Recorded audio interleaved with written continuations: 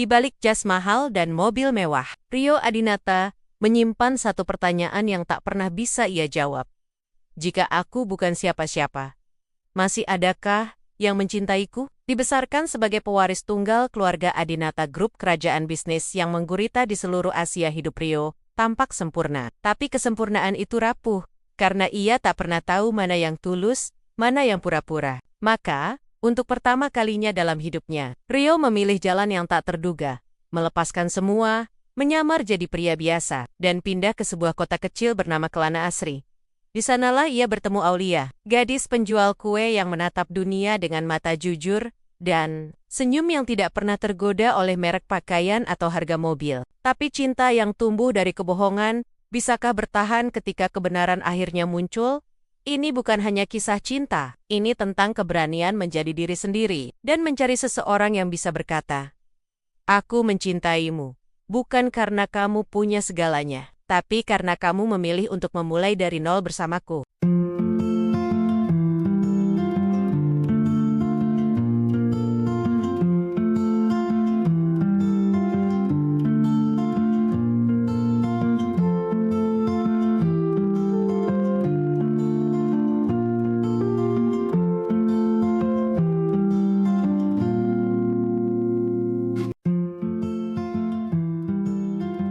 Langit Jakarta masih berwarna jingga ketika Nathan Adrian membuka tirai jendela kamarnya yang luas di lantai ke-37 di balik kaca bening. Kota metropolitan tampak seperti miniatur kehidupan yang sibuk dan tak kenal lelah. Namun di dalam hatinya, Nathan justru merasa kosong. Ia adalah cucu dari seorang miliarder terkenal, Leonardo Adrian, pendiri jaringan properti dan bisnis teknologi terbesar di Asia Tenggara. Sejak kecil, Nathan hidup dalam limpahan kemewahan, mobil sport, sekolah internasional, jet pribadi, bahkan pelayan pribadi yang siap melayani 24 jam. Tapi semua itu tak membuatnya bahagia. Setiap harinya terasa seperti skenario yang sudah ditulis oleh kakeknya, termasuk pilihan kuliah. Siapa yang boleh berteman dengannya, bahkan siapa yang boleh dekat dengannya. Cinta, menurut sang kakek, hanyalah soal nilai tambah dan strategi pernikahan keluarga besar. Kalau kamu jatuh cinta sama gadis miskin, kamu menghancurkan masa depan keluargamu. Begitu suara kakek dalam kepalanya. Tapi Nathan punya cara pandang lain. Dia mendambakan cinta yang tak melihat saldo rekening atau marga belakang nama. Cinta yang lahir dari kebaikan hati, bukan dari status sosial. Suatu malam, Nathan diam-diam masuk ke ruang kerja sang kakek. Ia berdiri di hadapan potret hitam putih sang kakek muda, dengan ekspresi dingin. "Aku harus tahu siapa yang mencintaiku karena aku. Bukan karena nama Adrian ini," gumamnya. Hari itu juga, ia menyusun rencana. Ia akan hidup sebagai orang biasa selama 3 bulan. Tanpa sopir, tanpa kartu kredit tak terbatas, tanpa nama belakang Adrian.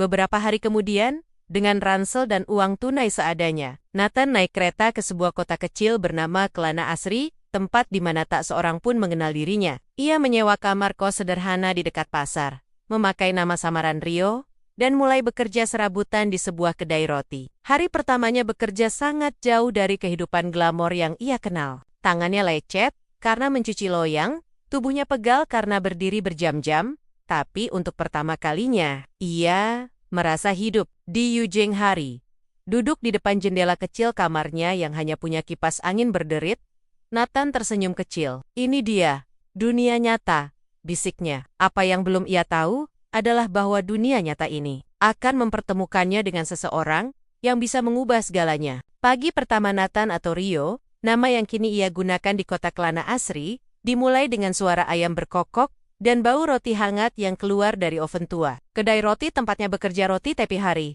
Mungkin kecil dan sederhana, tapi selalu ramai oleh pelanggan yang datang karena rasa dan keramahan pemiliknya. Rio bertugas di bagian belakang, membantu membuat adonan dan membereskan dapur. Ia memang tak banyak bicara, tapi bekerja dengan hati. Meski keringat membasahi punggungnya, ia terus bertahan, mengingat misinya, menemukan cinta tanpa topeng harta. Hari itu, saat jam hampir menunjuk pukul 10, suara bel di pintu kedai berbunyi.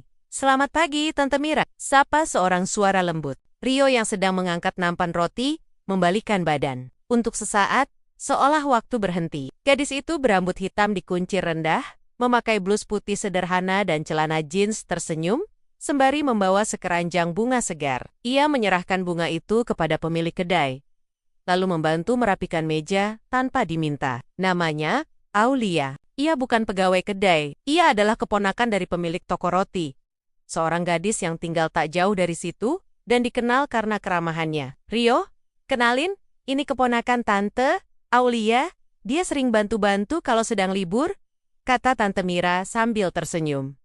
Rio hanya mengangguk gugup. Aulia pun menyodorkan tangan. Hai, kamu anak baru ya? Nama kamu siapa tadi? Rio. Jawabnya singkat. Aulia tersenyum lagi. Ada ketenangan dalam tatapannya. Dan sesuatu dalam senyumnya membuat Rio merasa nyaman. Tapi di saat yang sama, ia sadar betapa rapuh rencananya jika ia terlalu larut. Beberapa hari berlalu. Setiap pagi Aulia datang membawa bunga. Sesekali membawakan sarapan tambahan untuk para pegawai. Dan kadang membantu melayani pelanggan. Rio diam-diam selalu memperhatikan. Ada ketulusan dalam setiap gerak-gerik Aulia yang tak pernah ia lihat di dunia lamanya. Di tengah kesederhanaan, ia merasa hatinya mulai membuka diri. Tapi ia juga tahu, ini adalah medan berbahaya. Karena setiap detik yang ia habiskan sebagai Rio, semakin sulit baginya untuk mengungkap bahwa ia adalah cucu seorang miliarder. Di ujung hari, saat toko mulai sepi, Aulia duduk di bangku depan sambil membaca buku. Rio sedang menyapu lantai, dan tanpa sadar, ia bertanya, kalau kamu jatuh cinta sama seseorang, kamu peduli nggak dengan latar belakangnya? Aulia tersenyum, tapi tak langsung menjawab. Kalau aku jatuh cinta, katanya pelan, aku ingin mencintai hatinya, bukan dompetnya. Jawaban itu menghantam Rio lebih dalam dari yang ia kira. Ia tahu, ini awal dari sesuatu yang tak bisa ia kendalikan. 3 minggu telah berlalu sejak Nathan menjalani kehidupan sebagai Rio, pria biasa di kota kecil Kelana Asri.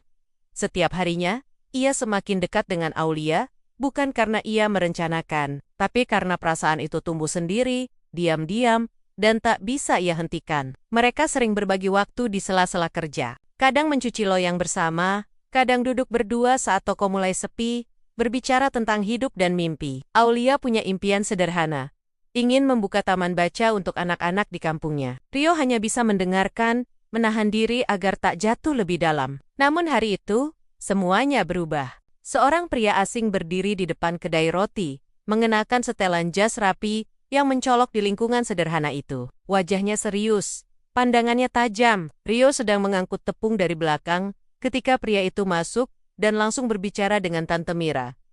Maaf, apakah di sini ada yang bernama Nathan Adrian? Rio yang mendengarnya langsung berhenti bergerak. Wajahnya memucat. Itu nama aslinya. Tante Mira menggeleng. Di sini nggak ada yang namanya begitu, Pak. Coba ke alamat lain. Namun sebelum pria itu pergi, Aulia masuk dari dapur sambil membawa nampan. Ia melihat ke arah pria tersebut. Rio buru-buru keluar ke depan toko, berpura-pura mengepel lantai. Mata pria itu menangkap wajah Rio.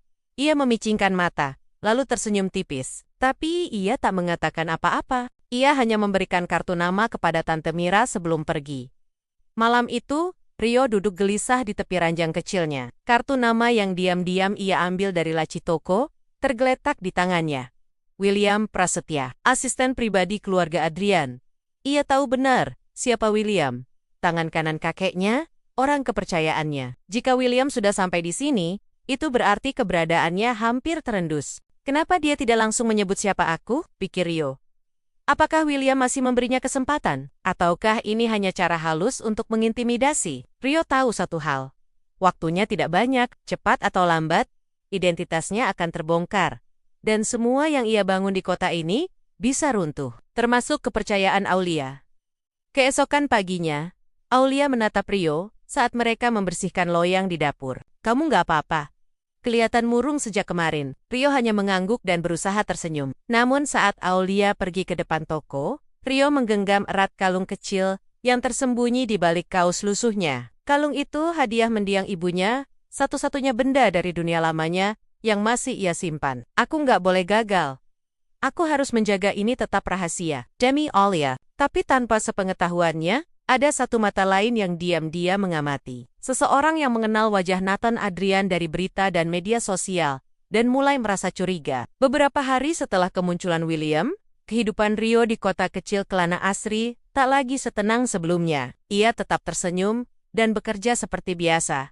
Namun pikirannya dipenuhi kecemasan. Ia tahu waktunya semakin sedikit sebelum kebenaran terungkap. Tapi yang tak ia duga, justru bukan William yang menjadi ancaman pertama, melainkan seseorang yang bahkan belum pernah ia kenal. Namanya Fajar, mahasiswa magang jurusan jurnalistik yang sedang tinggal sementara di rumah bibinya, tak jauh dari toko roti. Ia kebetulan melihat Rio ketika berkunjung ke toko dan langsung merasa familiar dengan wajahnya. Malam harinya, rasa penasaran Fajar membawanya berselancar di internet. Ia mengetik kata kunci QK Miliarder Adrian. Tak butuh waktu lama untuk menemukan berbagai foto Nathan saat menghadiri acara formal. Meski kini, penampilannya jauh lebih sederhana. Wajah itu tetap sama. Kalau benar ini dia, apa yang dia lakukan di kota kecil seperti ini? Gumam Fajar.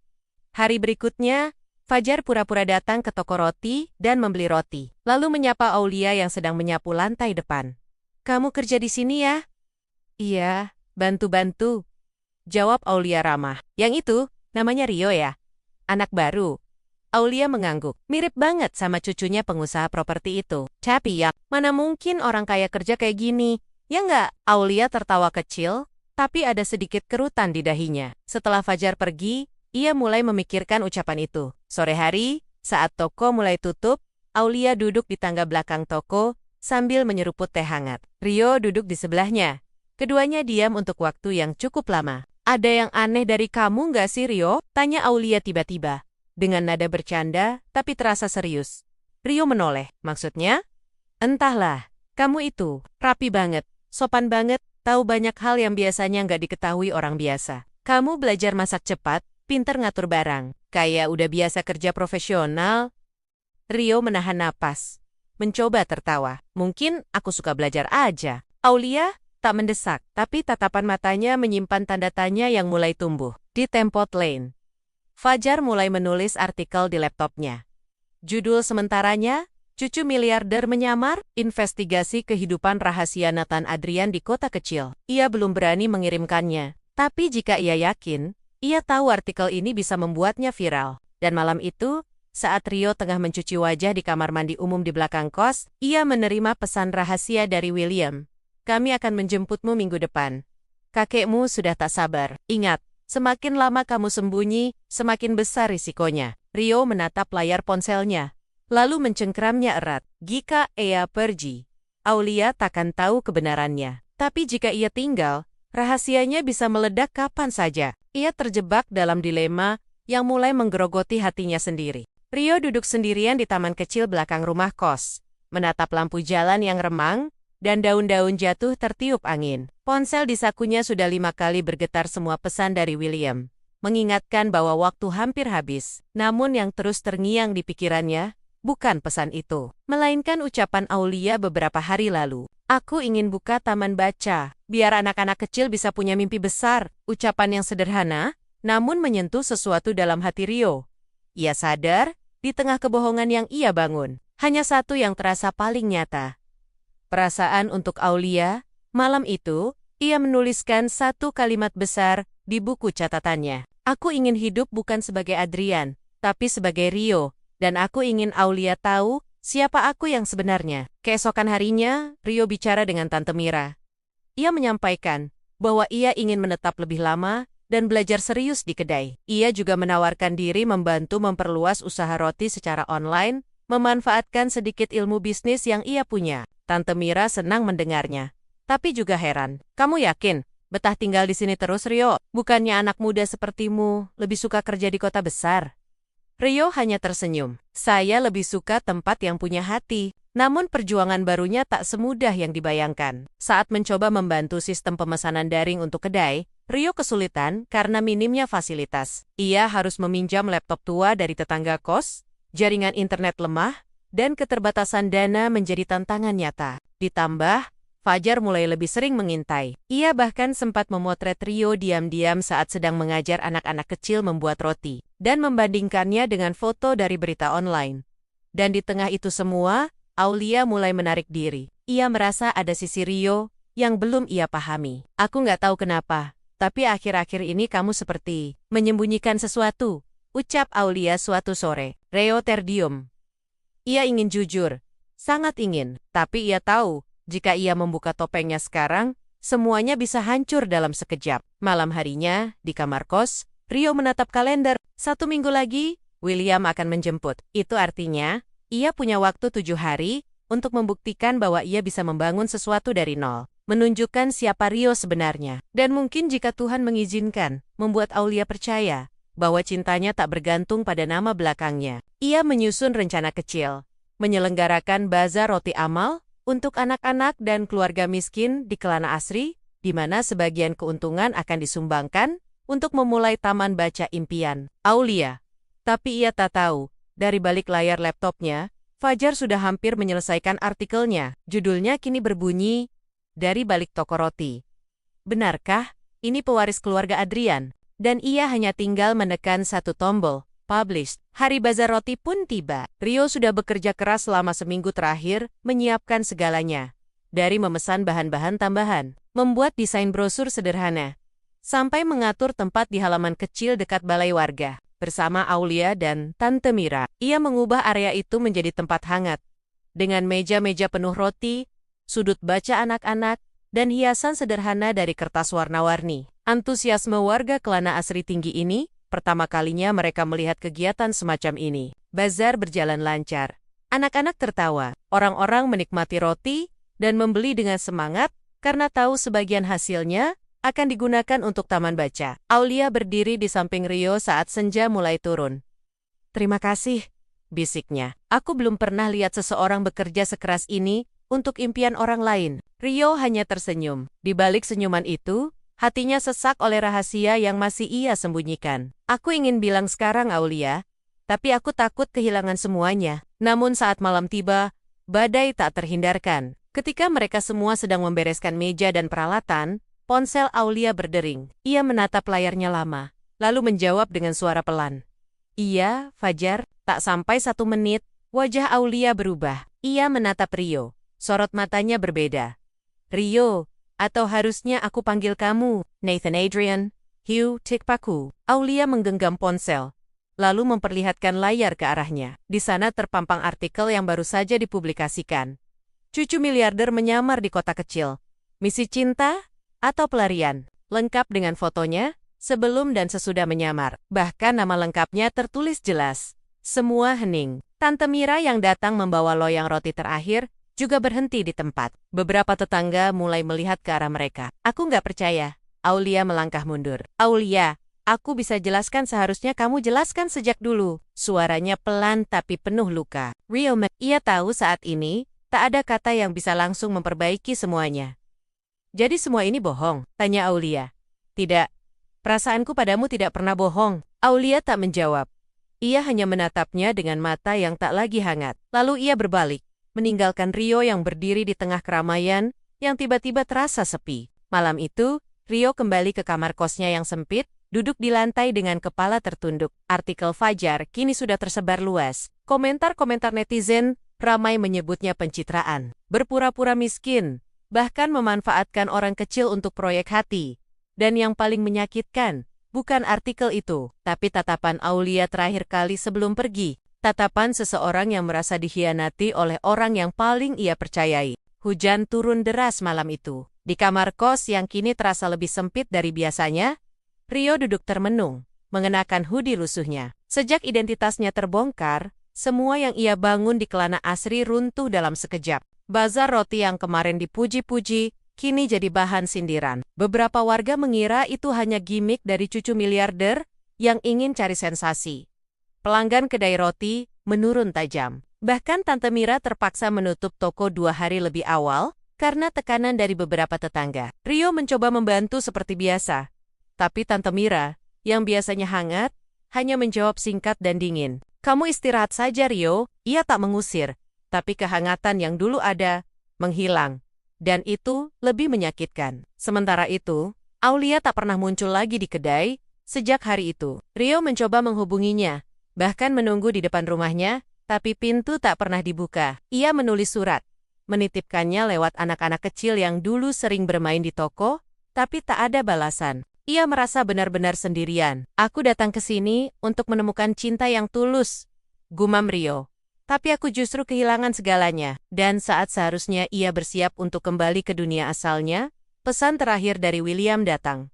Kakekmu memintamu kembali, bukan untuk dijemput, tapi untuk diberi pilihan terakhir. Hari Minggu, Jakarta, sendiri. Rio tahu, itu artinya akhir dari pelariannya. Dan mungkin akhir dari dirinya sebagai Rio. Ia berdiri lama di depan cermin kecil di kamarnya, menatap wajahnya sendiri, bukan sebagai pewaris harta, bukan sebagai pria sederhana, tapi sebagai seseorang yang tengah kehilangan arah. Semua yang ia lakukan, gagal, bazar gagal, kejujuran gagal, cintanya gagal. Ia bahkan tak bisa menjaga kepercayaan Aulia. Dan kini, satu-satunya hal yang tersisa adalah keputusan yang paling sulit dalam hidupnya. Kembali ke dunia lamanya dan melanjutkan hidup sebagai pewaris keluarga Adrian, seolah semua ini tak pernah terjadi. Eci meninggalkan semuanya dan mulai dari awal, tanpa nama, tanpa warisan, tanpa jaminan demi membuktikan bahwa Rio masih bisa hidup dengan jujur, dengan cinta, dan dengan harga dirinya sendiri. Saat hujan mulai reda, Rio menulis sesuatu di buku catatan kecilnya. Aku akan memilih, dan aku akan bertanggung jawab atas semua akibatnya. Di balik setiap pilihan berat, selalu ada satu cahaya kecil, harapan. Namun untuk meraihnya, ia harus kehilangan dulu segalanya. Hari Minggu pagi, langit Jakarta tampak kelabu saat Rio kini kembali mengenakan jas rapi dan sepatu kulit mengilap, melangkah masuk ke lobi gedung megah milik keluarga Adrian. Semua tampak seperti semula, elegan, teratur, dingin, tapi bagi Rio, tempat ini tak lagi terasa seperti rumah. Ia naik ke lantai tertinggi, tempat ruang kerja kakeknya berada. Di sana, Leonardo Adrian sudah duduk menunggu di balik meja besar dari kayu mahoni. Di sisi kirinya berdiri William, yang hanya mengangguk pelan ketika Rio masuk. Sudah cukup petualanganmu? Tanya sang kakek, tanpa basa-basi. Rio tidak menjawab. Leonardo menatapnya dalam-dalam. Kamu menghilang 3 bulan, membuat media berspekulasi, membuat keluarga dipermalukan, dan semua itu demi cinta yang bahkan tidak bertahan? Rio menatap balik. Cinta itu bukan sesuatu yang bisa dibuktikan dengan gelar, kekayaan, atau gedung megah seperti ini. Kamu masih belum dewasa, jawab sang kakek tajam. Namun, sebelum Rio sempat menanggapi, Leonardo meletakkan 2 dokumen di atas meja. Satu ini, katanya sambil menunjuk map berwarna biru, surat pengangkatanmu sebagai direktur utama di perusahaan cabang Singapura. Mulai minggu depan. Lalu ia menunjuk yang satunya, map berwarna coklat. Yang ini, surat pelepasan warisan. Jika kamu memilih ini, kamu akan kehilangan semua hakmu dalam keluarga. Nama Adrian akan lepas dari identitasmu selamanya. Tapi kamu bebas memilih hidupmu sendiri. William menoleh padanya. Kami tidak akan menghalangimu, tapi kami juga tidak akan menolongmu lagi. Rio menatap kedua map itu cukup lama. Di satu sisi, kenyamanan, kuasa, dan masa depan terjamin. Di sisi lain, ketidakpastian, tapi juga kebebasan. Kalau aku ambil surat pengangkatan, semua akan baik-baik saja kan? Tanyanya. Kamu akan kembali seperti dulu. Semua akan lupa pada petualangan konyolmu itu, jawab kakeknya. Rio tersenyum tipis. Masalahnya, aku sudah tidak ingin jadi dulu lagi. Dengen mantap. Ia menarik map coklat. Aku pilih ini. Aku pilih hidupku sendiri. Hari itu, Rio meninggalkan gedung keluarganya sebagai Nathan Adrian yang terakhir. Ia melangkah keluar ke trotoar. Dengan satu ransel di punggung, satu surat di tangan, dan dunia baru yang menantinya. Ia belum tahu harus kemana. Tapi kali ini, langkahnya ringan. 1 minggu kemudian Kelena Osri. Aulia menerima sebuah surat. Ia membukanya dengan tangan gemetar. Di dalamnya ada potongan kertas sederhana. Aku tak bisa menghapus kesalahanku, tapi aku bisa belajar dari itu. Aku sudah melepaskan nama belakangku. Jika nanti kamu bertemu denganku lagi, aku bukan siapa-siapa, tapi aku akan datang sebagai seseorang yang mencintaimu tanpa kebohongan. Rio. Aulia menatap surat itu lama, lalu memeluknya erat. Hatinya masih terluka, tapi hatinya juga tahu.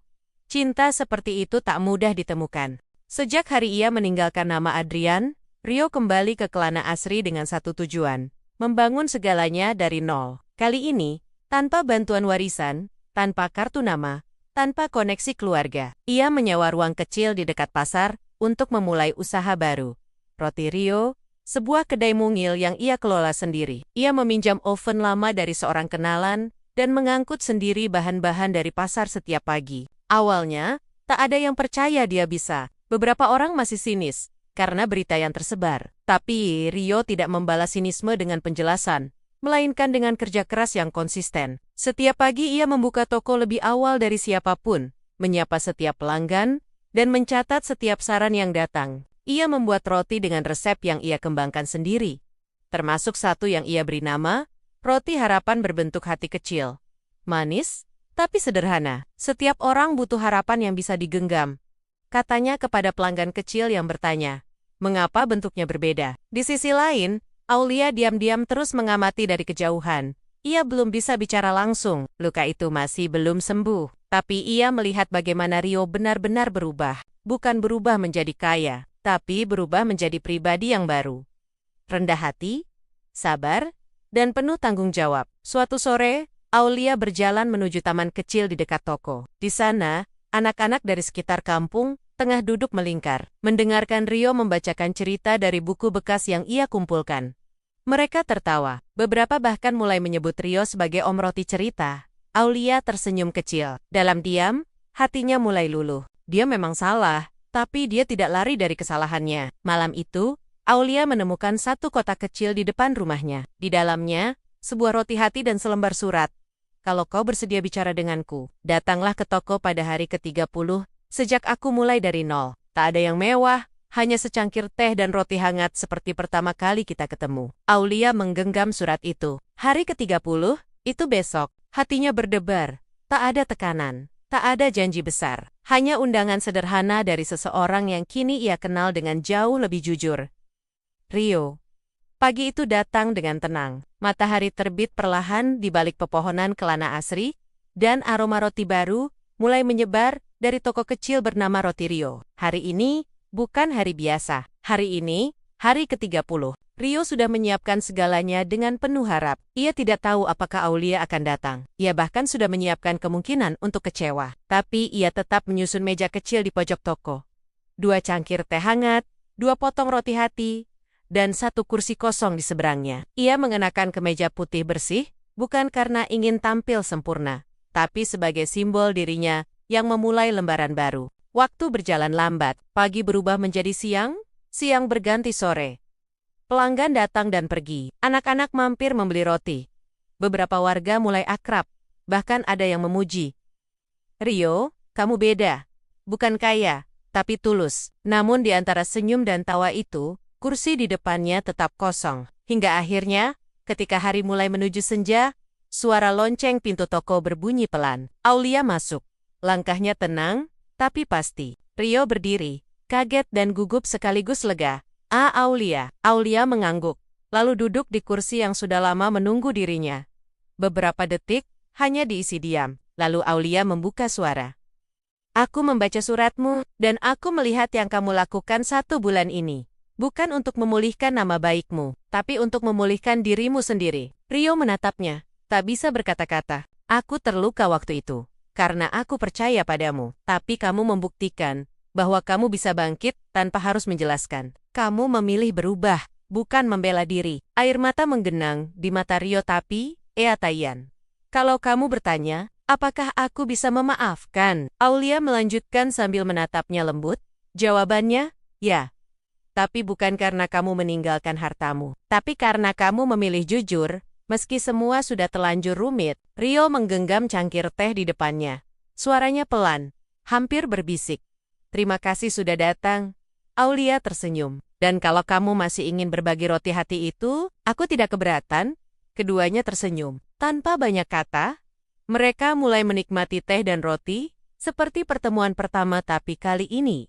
Tanpa kebohongan, Rio tak lagi menjadi pewaris miliarder, dan Aulia tak lagi jadi gadis yang hanya bermimpi. Kini mereka duduk sejajar 2 hati yang pernah hancur, tapi memilih memperbaiki, bukan melupakan. Setahun telah berlalu sejak Rio dan Aulia duduk berdua di toko kecil itu, meminum teh, dan memulai kembali dari nol. Kini, Roti Rio sudah tumbuh, bukan menjadi toko besar, tapi menjadi tempat yang punya makna bagi warga kelana asri, bagi anak-anak yang ingin belajar, dan bagi siapapun yang pernah merasakan kegagalan. Di balik meja kasir, ada satu figura kecil yang digantung oleh Rio sendiri. Di dalamnya ada tulisan tangan Aulia. Cinta tidak tumbuh dari gelar, warisan, atau nama besar. Tapi dari kejujuran yang diulang setiap hari, meski sederhana, Rio dan Aulia tidak langsung menikah setelah berdamai. Mereka memilih untuk saling mengenal lebih dalam, bukan sebagai kuka miliarder dan gadis kampung, tapi sebagai Rio dan Aulia, dua manusia biasa yang belajar memperbaiki diri dan merajut impian bersama. Mereka mulai menulis buku kecil berjudul Tumbuh dari Nol. Kisah tentang bagaimana perubahan sejati tidak memerlukan tepuk tangan, hanya keberanian untuk jujur pada diri sendiri. Buku itu dibagikan gratis pada remaja-remaja yang datang ke toko setiap akhir pekan. Dan Aulia mulai membuka kelas literasi di dalam toko roti itu. Pada ulang tahun pertama toko, Rio menyajikan roti harapan kepada semua pelanggan. Bukan untuk merayakan keberhasilan usaha, tapi sebagai simbol bahwa harapan bisa dimulai, bahkan dari hati yang pernah hancur. Anak-anak menyambut roti itu sambil bersorak. Beberapa pelanggan meneteskan air mata. Rio dan Aulia berdiri di tengah mereka, tersenyum, tak perlu berkata apa-apa, karena semua orang tahu mereka telah melewati ujian yang berat dan memilih untuk tidak menyerah.